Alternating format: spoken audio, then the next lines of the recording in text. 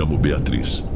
Desde pequena convivi com o que muitos chamariam de vida simples, em uma comunidade rural, num lugar meio esquecido pelas rotas principais.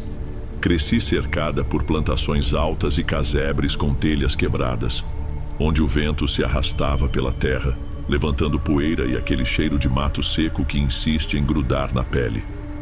A sensação de isolamento fazia a gente se unir mais, até porque quase não chegavam estranhos ali. Tudo seguia um ritmo previsível. Acordávamos quando o sol mal tinha subido e voltávamos para casa antes que escurecesse.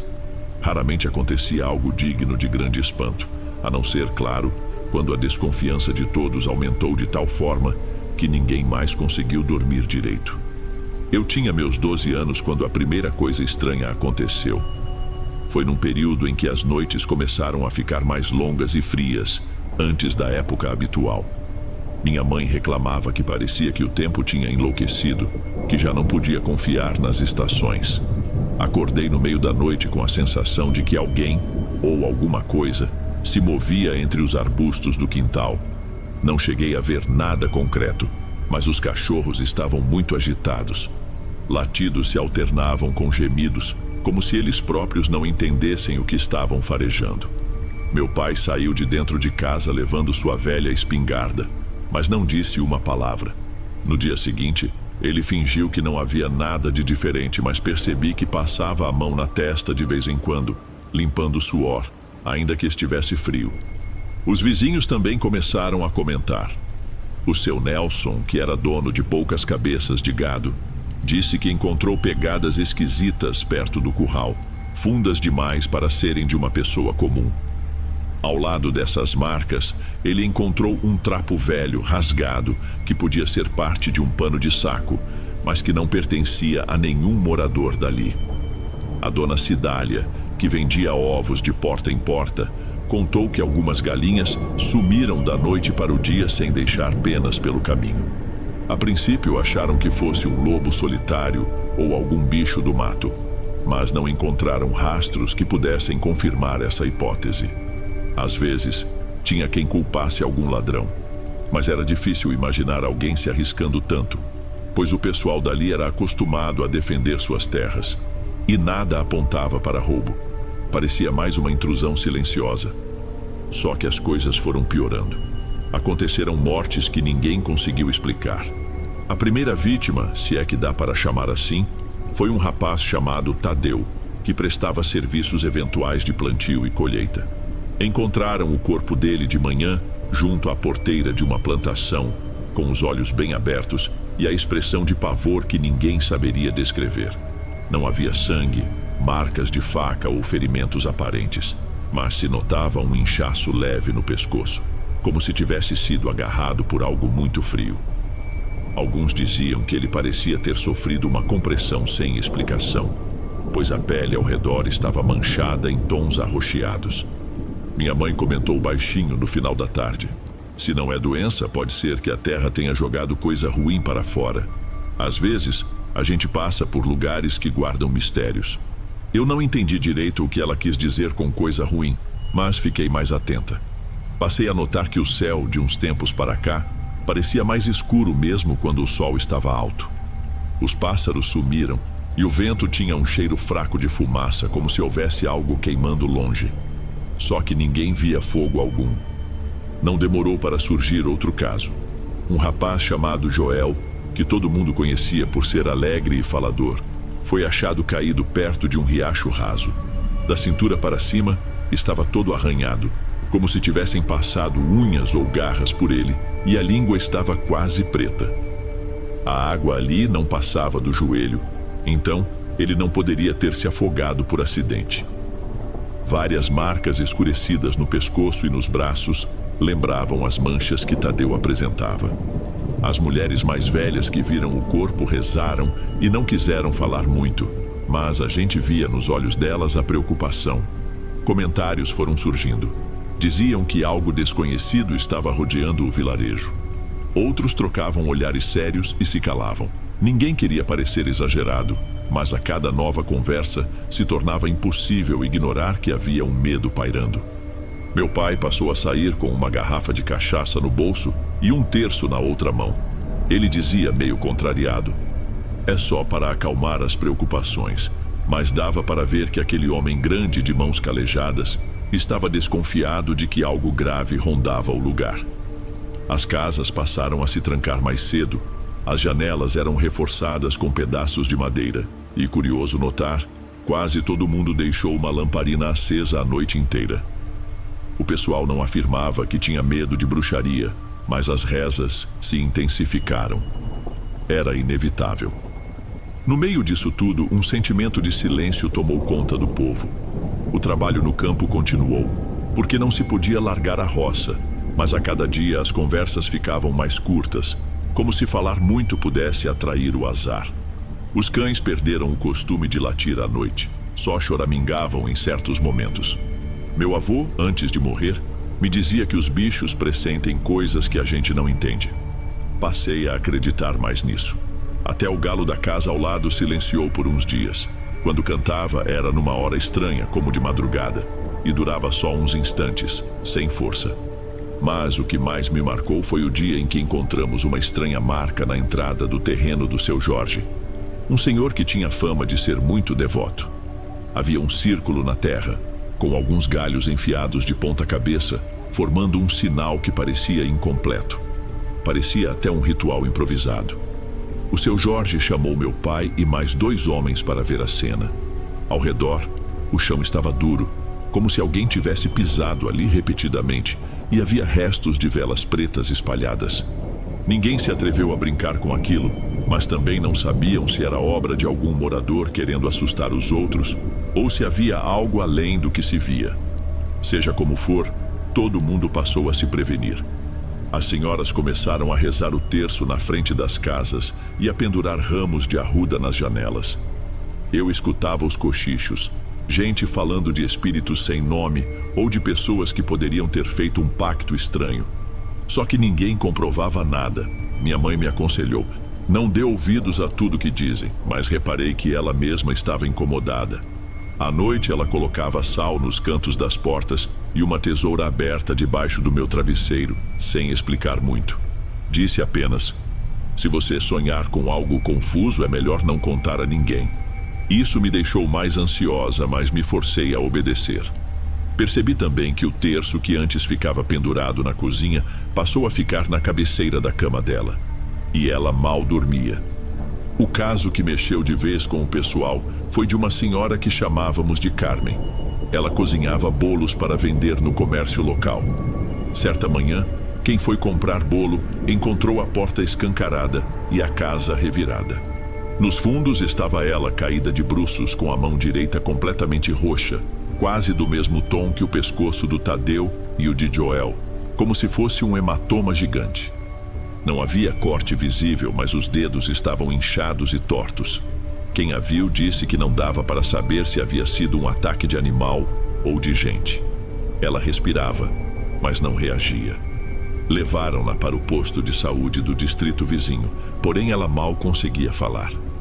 Durante as poucas frases que conseguiu balbuciar, repetia: "Algo entrou pela janela e foi direto em cima de mim antes que eu pudesse gritar." No fim, a Carmen sumiu dali, pois o filho preferiu levá-la para outro lugar, com medo de que ela morresse. Nunca mais tivemos notícias exatas dela, somente boatos de que teria ficado paralisada. Alguns disseram que ela acordava à noite gritando o nome de alguém, sem conseguir explicar o que via. Depois disso, não sei se foi por coincidência ou sugestão, mas o lugar pareceu escurecer de vez. As pessoas diziam que, quando a lua surgia, ela não tinha mais o brilho de antes, e que as nuvens pareciam mais densas, sempre prontas para despencar num temporal que nunca se concretizava. Passei a ouvir barulhos em cima do telhado, passadas leves, quase de gato, mas que me deixavam inquieta. Meu pai também ouviu, tanto que chegou a subir na parte de fora da casa, com uma lanterna velha na mão, para ver se encontrava algum bicho, mas nunca achou nada. Ainda assim, ele voltava com aquele olhar de quem não consegue explicar o que sentiu. Alguns moradores começaram a acreditar que poderia haver gente de fora invadindo as terras, talvez um grupo com intenções ruins, algum ritualista que andasse vagando por estradas de terra. Outros insistiam que era um tipo de contaminação da água ou do solo, algo que despertasse alucinações, mas não se encontrou sinal de veneno ou produto químico. Poucos falavam em feitiçaria, mas cada um se protegia da maneira que sabia ou lembrava. Eu mesma passei a andar com um ramo de alecrim no bolso da calça, embora não entendesse por que aquilo me fazia sentir um pouco mais segura. Quando falaram que viram luzes diferentes sobre a mata fechada, parte do povoado decidiu investigar, mas ninguém se arriscou de fato a enfrentar a escuridão. Falavam em clarões que sumiam rapidamente. Não eram grandes, nada tão impressionante quanto se vê em filmes, mas o suficiente para deixar todo mundo cabreiro. Preferiram guardar distância, pois do jeito que as coisas estavam, qualquer descuido poderia terminar em tragédia. Numa dessas noites em que os cachorros choravam baixo, ouvi algo batendo de leve na janela do meu quarto. Não tive coragem de abrir a cortina e olhar. Me encolhi na cama, prestando atenção a cada som. Juro que até prendi a respiração por um tempo, porque tinha medo de que qualquer ruído meu pudesse atrair o que quer que estivesse lá fora. A batida continuou por alguns minutos e depois cessou, como se quem estivesse ali tivesse desistido ou percebido que eu não abriria. Não contei nada ao meu pai nem à minha mãe. Tive medo de que pensassem que eu estava impressionada demais com as histórias do povoado. Cerca de 2 madrugadas depois, um rapaz estranho apareceu no portão de casa, chamando pelo meu pai. Ele disse que precisava avisar sobre algo sério. "É melhor reforçar a vigilância", ele sussurrou. "Há sinais estranhos na mata, desenhos no chão. Não quero espantar a todos, mas é bom se prevenir." Meu pai demorou uns bons minutos até voltar para dentro sem dar detalhes. Minha mãe e eu perguntamos o que estava acontecendo. Ele respondeu seco: "Temos que acender vela toda noite. Não quero ninguém andando pelos fundos depois do pôr do sol." Nos dias seguintes, esse clima tenso se espalhou. Um grupo de moradores foi a uma senhora conhecida por suas rezas fortes e simpatias. Ela aconselhou: "Limpem as portas da casa com água salgada e não deixem vasilha com água parada no quintal. Às vezes, coisas ruins gostam de reflexos onde a luz da lua se deforma." Muita gente riu dessa explicação, mas ainda assim seguiram o conselho por precaução. Melhor se sentir bobo do que ficar doente ou ser atacado. Perto do fim do mês, notei que minha mãe e outras mulheres tinham organizado uma espécie de corrente de oração. Elas se reuniam na cozinha de uma das casas, acendiam uma vela, colocavam um pote com ervas cheirosas e ficavam ali conversando baixo. Disseram que era coisa de fé. Uma delas, a dona Marta, mencionou: "Sonhei com uma figura sem rosto que rondava as plantações, como se procurasse alguém." Outra mulher contou: "Sonhei com uma criança batendo nas portas, chorando e pedindo abrigo, mas quando a luz acendia, não se via nenhuma criança. A dificuldade era separar o que era pesadelo do que era real. Tudo se intensificou numa manhã nublada, quando as nuvens não pareciam ir embora de jeito nenhum. Eu e minha mãe fomos à casa da Dona Glória, uma senhora de idade avançada que morava sozinha. Ao chegar, vimos que a porta estava encostada. Chamamos pelo nome dela, mas não houve resposta. Decidimos empurrar a porta e encontramos a casa bagunçada. Perto do fogão, havia cacos de louça no chão e no canto, um rastro de barro que vinha de fora, como se alguém tivesse entrado com os pés sujos. A Dona Glória estava deitada na rede da sala, de olhos abertos, mas não enxergava nada. Os olhos estavam vítreos, sem foco. Tentei falar com ela, mas ela só balbuciou: "Tá perto, eu sei que tá", e apertou a mão da minha mãe, tentando segurar alguma coisa que não estava ali. Ajudamos a velha a se levantar e limpamos tudo. Ela insistiu que na noite anterior tinha visto alguém parado no meio do quintal, imóvel. Ela chamou, mas não obteve resposta. Voltou para dentro, rezou, trancou a casa e ficou aflita a noite inteira. Pela manhã, ouviu barulhos de passos perto da janela, mas não teve coragem de espiar. Só percebeu a bagunça depois que tudo se acalmou. Foi o bastante para alarmar todos nós. Depois desse dia, não quis mais ficar sozinha. Minha mãe passou a ir lá com mais frequência, levar comida e fazer companhia, embora a gente também estivesse no limite do medo. Uma mudança significativa aconteceu quando surgiu, sem avisar, uma mulher jovem chamada Joana. Disseram que era neta de uma senhora que morou ali muitos anos atrás. Joana trazia uma bolsinha de pano com plantas secas e um caderno cheio de anotações. Disse que percorreu muito chão porque desconfiava de relatos estranhos na região e queria ajudar a entender o que estava acontecendo. Não chegou a dizer que era curandeira ou algo assim, mas falava de ervas e misturas com uma segurança fora do comum. Algumas pessoas reagiram com desconfiança. Um ou outro chegou a comentar em voz baixa: "Quem garante que ela não está envolvida nisso tudo?" Mas o desespero era tanto que o pessoal decidiu escutar o que ela tinha a dizer. Joana recomendava que as pessoas preparassem pequenos sachês de folhas para pôr nos umbrais das portas, dizendo que isso impediria que certas intenções ruins se aproximassem. Foi a maneira como ela usou as palavras que chamou minha atenção. Intenções ruins, sem acusar alguém ou afirmar que era apenas superstição. Mas ela parecia convicta de que alguma coisa agia por ali. A comunidade, já cansada de tanto susto, acabou aceitando a ajuda dela sem muita resistência. Joana explicou: "Vocês não devem ficar procurando grandes manifestações sobrenaturais. Notem os sinais pequenos, o silêncio brusco de animais, o aparecimento de insetos em grande número num ponto específico, a forma como a vegetação muda de cor em determinados trechos." E recomendou que, se houvesse ruídos estranhos à noite, ninguém se atrevesse a correr para o meio do mato. Melhor esperar o dia claro. Meu pai foi um dos primeiros a concordar, mesmo sendo um homem muito cético. Acho que o medo falou mais alto. Uma certa noite, Joana veio até nossa casa e pediu para ver o quintal. Ficou observando as marcas de pegadas secas que apareciam perto da cerca, olhando também o pequeno trapo que o seu Nelson havia achado dias antes. Disse que, se fosse alguém de carne e osso, as marcas seriam mais definidas. Depois, ajoelhou no chão, pôs a mão sobre a terra e respirou fundo. Eu estava ao lado dela, completamente sem reação. Passados uns segundos, ela se levantou com um semblante sério. Pediu que meu pai espalhasse uma mistura de água com sal pelas laterais do terreno e ficasse atento aos ruídos perto do curral. Meu pai, que não costumava acatar ordens, apenas assentiu e seguiu o que ela disse. Não sei como explicar, mas aquela mulher exalava uma calma estranha, que mexia até com quem não acreditava em nada.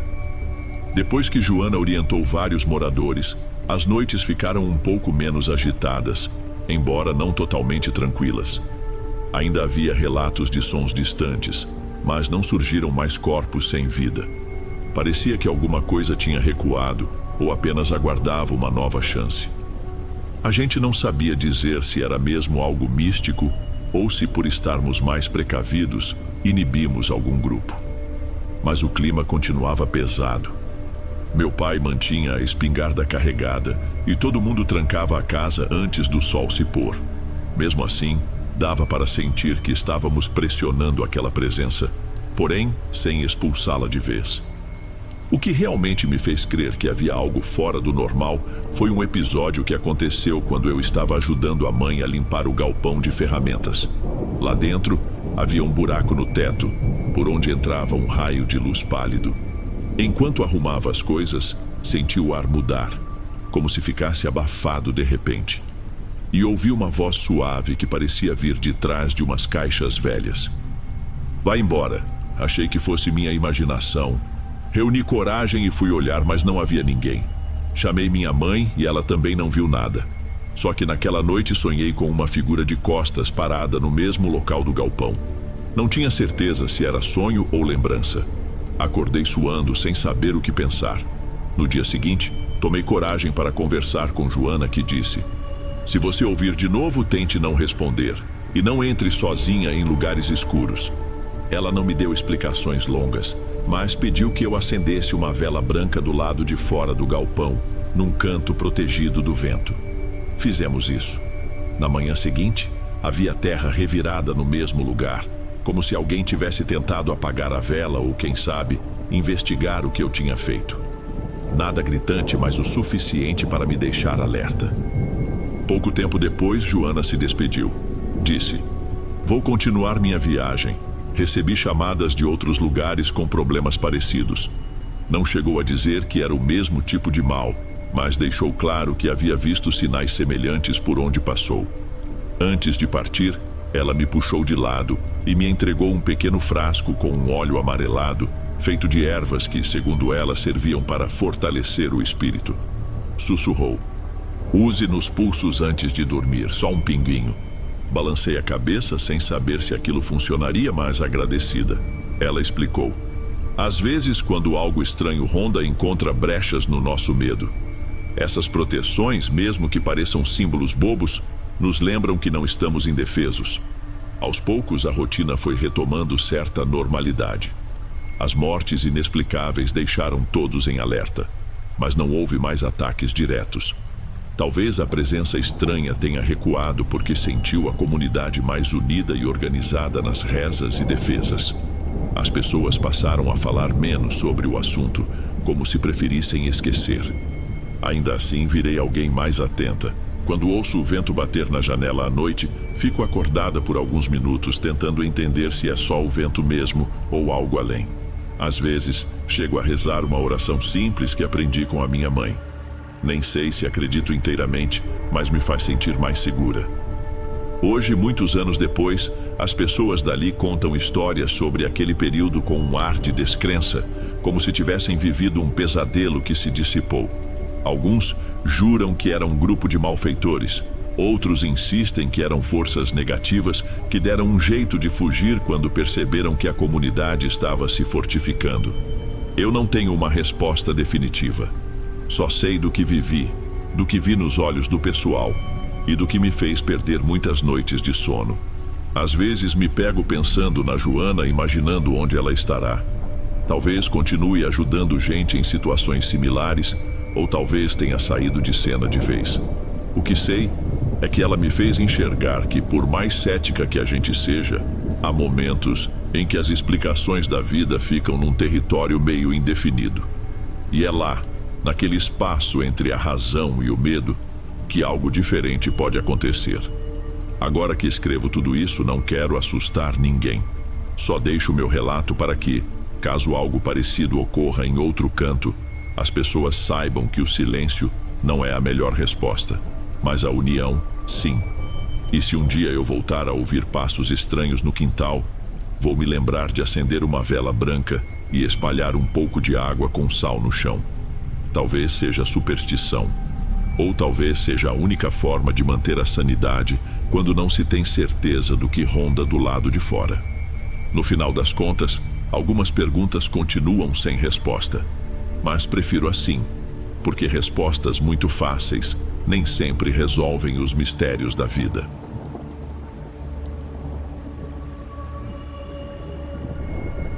Antes de irmos para o próximo relato, verifique se você já está inscrito aqui no canal e se já ativou o sino de notificação para receber as próximas histórias. Aprecio sua companhia e seu apoio faz toda a diferença. Bem, vamos continuar. Meu nome é Ricardo. Desde que perdi meu emprego fixo, tenho trabalhado por temporadas em várias fazendas espalhadas pelo interior. Viajo de acordo com a colheita e a oferta de serviços. Há cerca de 6 anos, perto do fim de mais um ciclo de trabalho, vivi a situação mais perturbadora da minha vida. Até hoje, sempre que lembro do que aconteceu naquela noite, sinto um nó na garganta que não consigo desfazer. Eu havia chegado àquela fazenda pouco antes do período de colheita da cana-de-açúcar. Era um lugar enorme, todo cercado por extensos campos que pareciam não ter fim. O proprietário fornecia alojamento para quem quisesse, mas alguns preferiam buscar um quarto em áreas mais próximas da cidade. Na época, eu não tinha dinheiro sobrando, então ficava ali mesmo, acomodado em um barracão antigo que tinham transformado num dormitório improvisado para os funcionários. Costumávamos dormir em beliches, divididos em 2 cômodos grandes. No total, acho que éramos mais de 10 pessoas trabalhando naquele ciclo, vindas de diferentes regiões. Uma semana antes do ocorrido, avisei que queria ganhar um extra ajudando na manutenção de algumas máquinas. Era um serviço noturno que quase ninguém topava, pois rendia poucas horas a mais. Eu aceitei sem pestanejar, pois estava contando cada centavo para enviar dinheiro à família. No entanto, existia um inconveniente. Às vezes, era preciso ficar de prontidão até muito tarde para desligar ou ajustar qualquer equipamento que desse problema. Numa dessas noites, optaram por me deixar numa construção menor, que tinha um quarto e um banheiro. Assim, não precisaria voltar ao alojamento de madrugada. Era um lugar simples, mas ao menos havia um chuveiro quente e um fogão velho. Sempre que me pediam para ficar por lá, eu tentava encarar como uma chance de descansar longe da agitação dos outros trabalhadores. Mal sabia eu que aquela sensação de tranquilidade estava prestes a ruir. Estávamos no fim da safra, faltavam cerca de 3 semanas para tudo encerrar. Naquela noite, lembro de ter ido dormir por volta de 00:30. Acordei de supetão, sem saber ao certo que horas eram, mas imaginei que devia ser perto das 3 horas da madrugada, talvez um pouco mais. Fiquei parado na cama por alguns segundos, sem entender o que me despertara. Então ouvi uns barulhos estranhos. Pareciam risadas, mas não eram do tipo que a gente escuta quando alguém conta piada. Não eram altas nem gritadas. Ao mesmo tempo, soavam distorcidas, como se viessem de gargantas que não foram feitas para rir daquele jeito. Ergui o tronco e olhei para a janela. O silêncio da noite realçava ainda mais o ruído que vinha de algum lugar lá fora, meio distante, mas não tanto a ponto de ser impossível de identificar. Eram várias vozes, talvez umas 10 ou 12, rindo em uníssono. Tive a impressão de que se moviam juntas, um grupo compactado. Senti um aperto porque tempos antes nós havíamos sido avisados sobre assaltos em propriedades rurais. Já tinham acontecido casos de invasão, roubo de equipamentos e até violência contra funcionários. Minha primeira reação foi pensar que podia ser gente tentando distrair ou enganar quem estivesse dormindo. Levantei rápido, mas tentei não fazer barulho. Fui até o banheiro, tranquei a porta e permaneci ali por alguns instantes, prestando atenção. As risadas continuavam. Fiquei de ouvido colado na madeira, esperando ouvir palavras, frases, qualquer coisa que indicasse se eram mesmo pessoas. Mas nada. Era só aquele riso repetitivo, irregular. A essa altura, já estava me convencendo de que não podia ser humano. A entonação era inconstante e havia algo nela que me deixava arrepiado sem saber explicar. Calcei minhas botas, coloquei um casaco e decidi dar uma volta lá fora. A noite estava fria, apesar de estarmos numa região onde normalmente não faz tanto frio nessa época. O chão era de terra batida, com pedrinhas que rangiam a cada passo. Eu tentava seguir devagar, mas cada movimento parecia amplificar meus ruídos. As luzes do galpão principal estavam apagadas, assim como as das instalações de guardar os tratores. Não havia vento, nem o menor som de insetos. Só aquela sequência de risadas baixas que pareciam estar entre as fileiras de cana. Caminhei em direção ao local onde ficavam alguns interruptores de luz.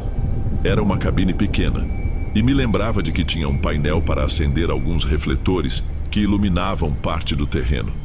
Andar ali no breu total me dava calafrios.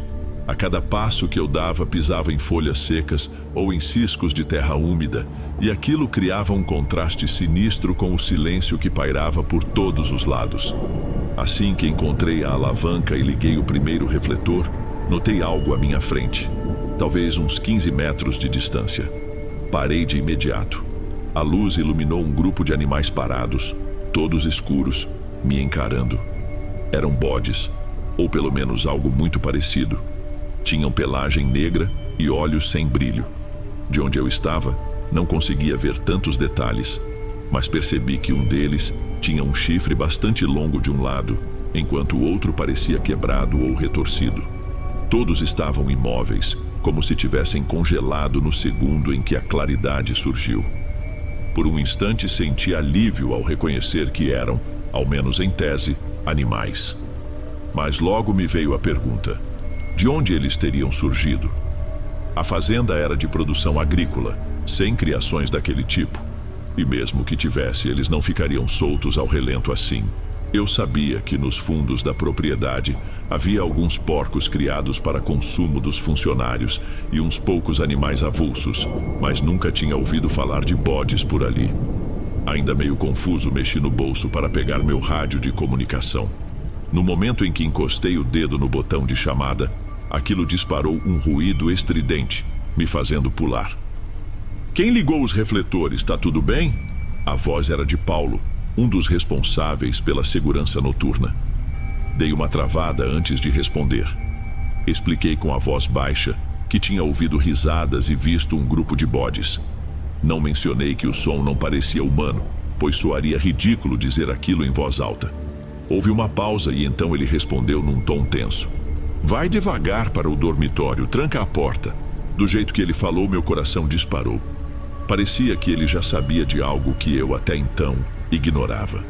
Respirei fundo e dei uns passos para trás, de olho nos animais. Nenhum se mexia, mas acompanhei atentamente até voltar ao caminho de onde eu viera. Notei que todos giravam a cabeça ao mesmo tempo que eu andava, sempre me observando. Era inquietante. Cheguei à construção e fechei tudo por dentro. Pelo rádio escutei vozes confusas. Vez ou outra alguém falava algo baixo e em seguida outro comentava em tom preocupado. Consegui captar fragmentos. Eles estão de volta. Mais uma vez. Pega o time todo. Não entendi muito bem, mas tive a impressão de que não era a primeira vez que acontecia algo assim. Senti meu estômago embrulhar. Se já havia um histórico, por que ninguém tinha me contado? Soube mais tarde que a administração preferia não alarmar os trabalhadores, temendo prejuízo e evasão de mão de obra. A partir daí, tudo ficou muito silencioso por alguns instantes. De repente, ouvi passos do lado de fora, pisadas de botas firmes e apressadas. Pareciam vir de diferentes direções, como se várias pessoas estivessem cercando a área onde eu avistara os bodes. Contei talvez 3 ou 4 guardas, pois os ruídos se aproximavam em pontos distintos, cruzando o terreiro. Então ouvi um som grave, como um urro seco. Não lembrava nada que eu conhecesse. Não era mugido de vaca, nem ronco de porco, nem balido de bode. Parecia mais com algo saído de uma garganta humana, porém distorcida. Logo em seguida vieram estampidos, tiros consecutivos, rápidos. Pelo rádio, alguém murmurou qualquer coisa que não consegui decifrar. Fiquei colado na porta, sem coragem de sair para ver o que tinha acontecido. Após alguns minutos de silêncio pesado, ouvi batidas. Ricardo, pode abrir. Era Paulo de novo. Abri cautelosamente e me deparei com ele me encarando de um jeito estranho. Estava suado, segurando o rádio com uma das mãos. Não esperou que eu perguntasse nada. Vem, mas olha, não repara muito, é meio chocante. Acompanhei-o por um curto trajeto, pisando em restos de folhagem que cobriam o chão. Chegamos a um ponto onde a luz do refletor iluminava uns corpos estirados. Contavam-se uns 6, embora eu tivesse ouvido mais risadas antes. Mais tarde descobri que alguns guardas juravam ter visto mais criaturas fugindo pelo canavial. Quanto mais me aproximava, mais percebia que não eram só bodes comuns. A forma do crânio parecia misturar traços humanos e de animal de maneira bizarra. O focinho não era exatamente um focinho, e sim algo que lembrava um rosto alongado, com pele pálida onde deveria haver a pelagem. Senti uma repulsa enorme. Era como se alguém tivesse tentado esculpir uma feição humana num corpo de bode, sem sucesso. Eles agem sempre na calada da noite. A voz de Paulo saiu contida. E sempre deixam um rastro. Você vai entender. Ele me conduziu até um canto mais afastado da fazenda, por trás de um galpão que costumava ficar fechado a maior parte do tempo. A atmosfera ali pesava de um jeito que não dava para explicar. Então vi o que parecia ser um ritual macabro. Havia uma fileira de estacas enfiadas no chão, cada uma segurando a cabeça de um porco recém-abatido. Esses porcos pertenciam à pequena criação mantida ali, mas agora estavam expostos de forma horrenda. Era um cenário grotesco. O sangue escorria pelos pedaços de madeira e as cabeças ainda tinham os olhos quase íntegros. Fiquei sem reação. Eles fazem isso de tempos em tempos, ninguém sabe ao certo o porquê. Já ouvimos falar que pode ser alguma espécie de sacrifício, mas nada foi confirmado. Ele disse isso sem tirar os olhos do espetáculo. Já vimos esse tipo de invasão outras vezes. A fazenda toda fica em alerta, mas nunca conseguimos capturar um vivo. Ele me lançou um olhar de quem diz: sinto muito por você ter visto isso. Não havia o que falar. Minha mente estava em choque, tentando processar a cena dos corpos no chão e aquela fileira de cabeças de porco. Quando voltei a mim, a primeira coisa que fiz foi recolher minhas coisas do quartinho e decidir que não passaria mais nenhuma noite ali. Mesmo que tivesse que dormir num colchão improvisado no alojamento, espremido entre mais 2 colegas, seria melhor do que arriscar ouvir novamente aquelas risadas na madrugada. Durante as 3 semanas seguintes, trabalhei sem me afastar do grupo. Confesso que não consegui ver a fazenda com os mesmos olhos depois disso. Todas as noites, quando batia o horário de descansar, eu me lembrava das criaturas e daquela sensação de que, de alguma forma, eram tão inteligentes quanto nós. Pensei em largar o trabalho imediatamente, mas eu precisava do dinheiro. Então aguentei firme até a colheita terminar. Na manhã em que me despedi do pessoal, peguei o primeiro ônibus para ir embora. A cada quilômetro percorrido, sentia um alívio crescente. Mas, vez ou outra, me pego pensando se aquilo continua acontecendo por lá, ou se alguém finalmente deu fim a esse pesadelo.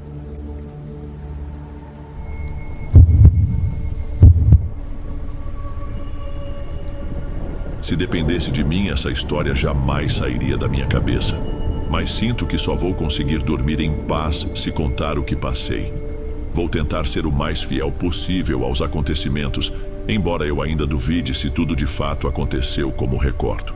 Digo isso porque não sei se o que vi, ou acho que vi, faz algum sentido. E talvez não faça mesmo. Em 2013, minha mãe descobriu que meu pai levava uma vida dupla. Não sei exatamente como ela percebeu, mas não demorou para entendermos que havia outra casa, outras pessoas. A gente não falava nisso abertamente, mas era impossível ignorar o motivo de ele estar ausente. Quando essa situação ficou clara, ela precisou arcar com quase todas as despesas, pois meu pai simplesmente sumiu e não ajudava em nada.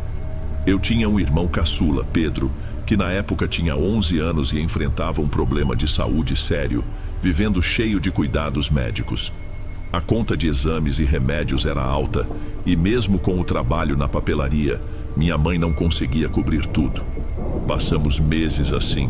De vez em quando ela arrumava uns bicos como cozinheira ou fazendo faxina, mas ainda faltava dinheiro. A gente percebia o aperto, mas ela nunca admitia diretamente. Em meados de 2015, quando ela se viu desempregada do trabalho principal, tudo ficou ainda mais pesado. Foi nesse período que tivemos que sair do apartamento em que morávamos. Um lugar pequeno e aconchegante, mas que não cabia mais no nosso orçamento. Minha mãe conversou com uma tia distante dela, Dona Lourdes, que ofereceu sua casa sem cobrar aluguel enquanto nos organizávamos. Segundo minha mãe, era uma construção grande, com bastante terreno em volta, mas abandonada há muito tempo. Lembro-me de olhar para o rosto dela naquele dia e ver mais alívio do que animação. A casa ficava numa região afastada, com ruas de terra e poucos moradores. Era melhor que ficar na rua, mas estava longe de ser o lugar dos sonhos. Assim que chegamos, percebi que o estado da casa não era dos melhores. Telhas soltas, janelas emperradas, mofo em alguns cantos. O terreno que cercava a casa era dominado por mato e entulho largado havia anos. Minha mãe me fez ajudar na limpeza durante as primeiras semanas. Embora o espaço fosse amplo, tudo parecia árido, como se nada bom crescesse ali. Tinha um quintal na parte da frente, duro, sem quase nenhuma vegetação. Apenas alguns arbustos secos e um monte de sacos plásticos trazidos pelo vento. O quintal de trás era ainda pior, cheio de pedaços de galhos, lixo acumulado e áreas onde a terra parecia estéril. Não havia vizinhos muito próximos, apenas algumas casas dispersas. Aliás, pouca gente circulava na região. De qualquer forma, ninguém era de se meter na vida de ninguém. e ninguém perguntava muito sobre nós também. Minha mãe costumava dizer que isso era uma vantagem, pois não gostava de fofocas. Mesmo assim, havia um ou outro morador mais simpático que oferecia ajuda quando nos via saindo para comprar mantimentos. Eram pessoas humildes, sem grandes recursos, mas que pareciam solidárias. Quando terminamos de limpar o básico e começamos a nos instalar, notei que a casa tinha um problema de iluminação. O poste da rua, se é que se podia chamar aquela estrada de rua, ficava muito longe, quase não iluminava nada. À noite toda a fachada se tornava um breu. Por dentro dependíamos de lâmpadas velhas e fracas. A cozinha até dava conta, mas meu quarto e o do meu irmão eram mal iluminados. Isso me incomodava um pouco, porém não era o maior problema naquela fase. Precisávamos sobreviver, e qualquer lugar servia, contanto que fosse seguro. Numa dessas noites, quando estávamos desempacotando caixas, escutei algo na parte de cima da casa. Parecia que alguma coisa se mexia entre as telhas, mas a princípio deduzi que fosse um gato ou um gambá. Não dei muita atenção. Achei que por ser uma construção velha, talvez houvesse frestas por onde pequenos animais entrassem. Acontece que esse som se repetiu, sempre perto das 11 da noite. Às vezes 10h30, outras vezes quase 11h30, mas sempre nesse intervalo. O ruído não era muito alto, mas consistente. Um pisar compassado, como se andasse de um lado para o outro no telhado. Você também ouve isso? Meu irmão Pedro deu de ombros sem muita empolgação. Deve ser bicho, não? Gato de rua ou coisa parecida. Só que aquilo foi me intrigando, toda noite o mesmo barulho no mesmo período. Cheguei a achar que era paranoia minha, mas não demorou para perceber que não estava inventando coisa. Era de fato um movimento regular. Em certa ocasião arrisquei chegar na janela para tentar ver algo, porém tudo estava tão escuro que não adiantava. Eu não podia acender a luz por muito tempo, pois minha mãe vivia fazendo alerta. Apaga logo, Júlio, a conta de energia está pela hora da morte. Depois de um tempo resolvi tomar coragem e ir até o quintal. Eu queria observar o telhado de fora, com a luz fraca que vinha de um poste distante. Talvez conseguisse ver melhor. Nessa noite, fiquei na parte da frente, olhando para cima, esperando qualquer sinal de movimento. Quando ouvi o barulho, subi o olhar e juro que enxerguei alguma coisa se movendo na parte de cima. Parecia maior que um gato. Não consegui definir forma ou rosto, mas era grande e se movia com certa facilidade. Aquilo me deixou com a boca seca, mas ainda achei que podia ser algum bicho mais robusto. Quem sabe um cão de rua que escalava as paredes, ou até um macaco, por mais estranho que pareça. Só não era um animal comum, disso eu tinha certeza. Contei para minha mãe, meio assustado, e ela reagiu com impaciência. Deve ser impressão sua, Júlio. O que a gente tem que fazer é arrumar esse lugar, não ficar olhando para o telhado de noite. Mesmo sem acreditar em mim, ela aceitou a sugestão de pedir algo para vigiar a casa. Assim, minha tia Lourdes mandou um cachorro filhote para nos ajudar a sentir mais segurança. Ele se chamava Bolinha, mas não durou muito tempo conosco. Como ainda era novinho, minha mãe alertou que seria arriscado deixá-lo tantas horas sozinho no quintal. Mesmo assim, tentamos acostumá-lo ao espaço externo. Certa noite, ele simplesmente sumiu. Procuramos pelas redondezas, chamamos seu nome, mas ele não reapareceu. Minha mãe comentou que provavelmente o cachorro fugiu, mas eu já tinha outra ideia na cabeça. Pensei que aquele ser que andava no telhado podia ter alguma relação com o desaparecimento. Talvez fosse só paranoia, mas a falta do Bolinha me perturbou bastante. Os meses foram se passando e a rotina era mais ou menos a mesma. Minha mãe trabalhando em 2 lugares diferentes, meu irmão voltando aos poucos à sua vida normal depois de muitos remédios, e eu tentando estudar com o que tínhamos de internet precária. Nada demais acontecia de dia. Porém, toda noite, naquela mesma hora, eu ouvia o arrastar no telhado. Sempre o mesmo ritmo, como se fosse parte de algum ritual. Em algum momento reparei que ao lado direito da casa existia um lote vazio, tomado por mato. Era um local sobre o qual ninguém tinha muita informação. Alguns diziam que pertencia a uma família que se mudou faz anos. Outros que estava em disputa judicial. O fato é que ninguém entrava ali. Só se via uma cerca meio caída e vegetação alta, com algumas latas e garrafas espalhadas. Sempre que o vento soprava, aquele lugar ficava ainda mais inquietante. E curiosamente era da direção desse terreno que eu ouvia barulhos antes de alguma coisa subir no nosso telhado.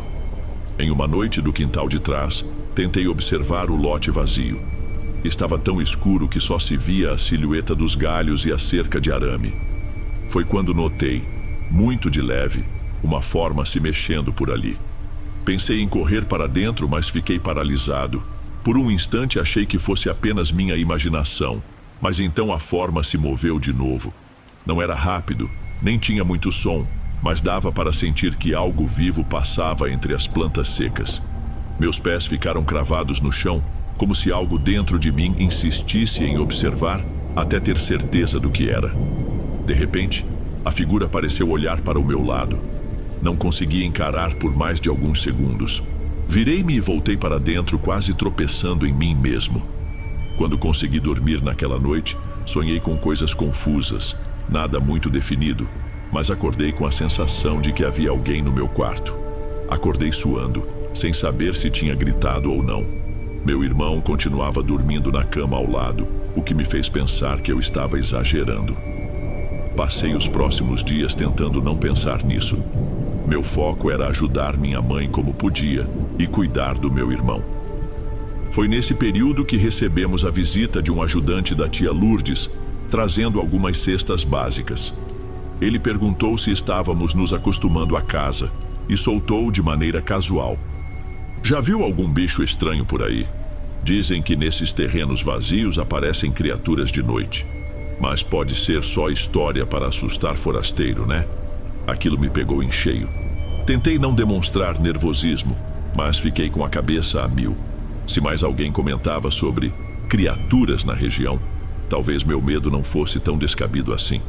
Ainda assim, não falei nada, preferi guardar para mim. Alguns anos depois, já estávamos financeiramente mais estáveis.